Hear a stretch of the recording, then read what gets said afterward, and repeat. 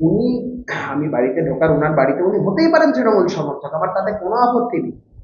মমতা বন্দ্যোপাধ্যায়কে তিনি মাতৃস্নেহে ভালোবাসতে পারেন, তাতেও আমার কোনো সমস্যা নেই।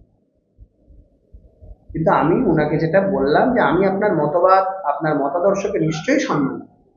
কিন্তু উনি যে ভঙ্গিমায় কথা বলছিলেন, আমি উনাকে বললাম যে বাড়িতে আসলে কারোর সাথে এই ধরনের ব্যবহার করতে নেই, এটা মাথায় রাখবেন।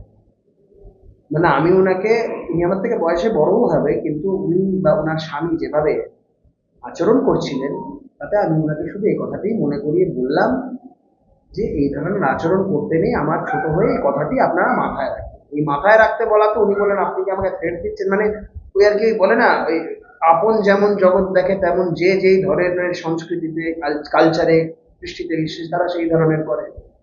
আর আমি ওনাকে হাত জোর করে বলছি, দিদি আমার যদি কোনো ব্যবহারে আপনি খারাপ লেগে থাকে আপনার, আমি আপনার কাছে ক্ষমা প্রার্থী ছোট ভাই হিসাবে।